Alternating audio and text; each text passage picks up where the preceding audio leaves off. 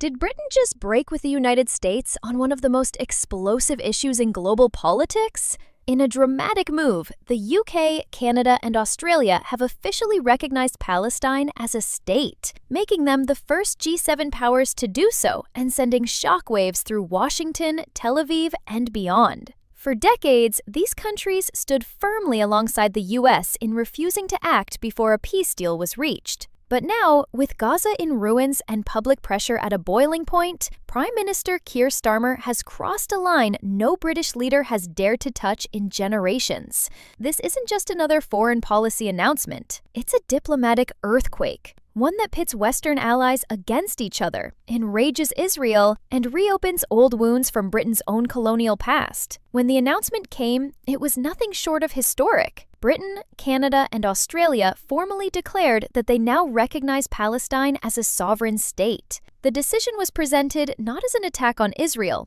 but as an overdue acknowledgement of the Palestinian people's right to self-determination.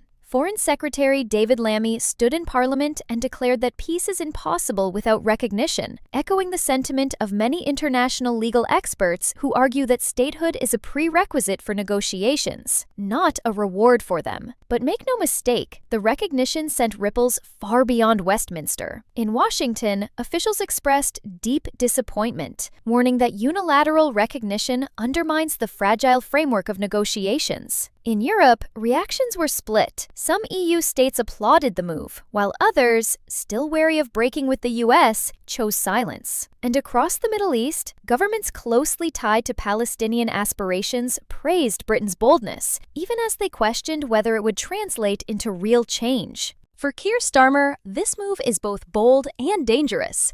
As a former human rights lawyer, he has long been seen as a cautious, rules-based politician. Yet here, he has broken with the traditional British instinct to follow Washington's lead. Why?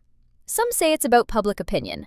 Protests across the UK have drawn hundreds of thousands onto the streets, demanding action over Gaza.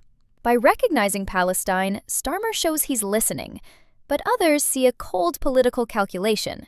Recognition costs little in practical terms, but it signals moral leadership on the global stage. It places Britain in the vanguard of a potential new Western consensus, positioning Starmer as a statesman willing to take risks where others hesitate. Still, the gamble is real. If violence escalates or if US-UK relations strain under the pressure, the decision could haunt him for years to come. The Israeli government wasted no time in denouncing Britain's move. Officials called it a betrayal by a supposed ally, warning that recognition rewards terrorism and undermines Israel's right to security. Some Israeli ministers went further, accusing London of legitimizing Hamas, even though Britain insisted its recognition applied to the Palestinian Authority, not the militant group. Diplomatic retaliation is already on the table. Israeli ambassadors in London, Ottawa, and Canberra were recalled for consultations, a standard but symbolic gesture of disapproval. Hardliners within Israel's cabinet are pushing for deeper freezes, restricting cooperation, suspending trade talks, and limiting intelligence sharing. For a country long reliant on Western backing, the fear in Tel Aviv is clear. If Britain can break ranks, others in Europe may follow. Among Palestinians themselves, the reaction was mixed. On one hand, the recognition was celebrated as a long overdue victory. Crowds in Ramallah waved flags and declared Britain's decision a symbolic triumph after decades of waiting. On the other hand, many questioned how much would really change on the ground. For families trapped in Gaza under bombardment, recognition does not stop the bombs. For those in the West Bank, it doesn't end the occupation or halt settlement expansion. Some activists criticized the move as too little, too late, warning that symbolism must be matched with pressure on Israel to negotiate seriously. Still, for a people long denied international acknowledgement, Britain's recognition offered at least a glimmer of validation, and a tool to demand more. The recognition has already begun to reshape the global diplomatic landscape. In the United Nations, Britain's move bolsters calls for Palestine to be granted full membership, rather than its current observer status. Across Europe, countries like Spain, Ireland, and Norway, already sympathetic to the Palestinian cause, may now feel emboldened to take similar steps. But the bigger question is whether this fractures the Western alliance. For decades, the US line, no recognition before negotiations, was the anchor point of Western policy. With Britain, Canada, and Australia breaking ranks, the anchor has shifted. Washington risks isolation, even among its closest allies. And in the Middle East, the move could shift dynamics with Arab states, especially those considering deeper ties with Israel. Recognition strengthens Palestinian leverage and makes it harder for Arab governments to sideline the issue in favor of normalization deals. For Britain, this decision carries a weight far heavier than diplomacy alone. The shadow of its colonial past still hangs over the conflict. More than a century ago, the Balfour Declaration promised a Jewish homeland in Palestine, without clearly defining the rights of the Arab population already living there. When Britain ruled the territory under a League of Nations mandate, it left behind a legacy of mistrust, partition, and unresolved promises that continue to fuel the conflict today. That history is why Palestinian voices say London has a special responsibility. Recognition isn't just about international law. It's about accountability for decisions Britain made generations ago. Some activists even called the move a long overdue correction, though they were quick to add that recognition without action is not enough. Symbolism will still translate into some practical changes. The Palestinian mission in London, for years a modest office in Hammersmith, can now operate as a full-fledged embassy. It's a diplomatic upgrade that many see as more than ceremonial. It's Britain acknowledging, at last, the statehood of a people whose fate it helped shape.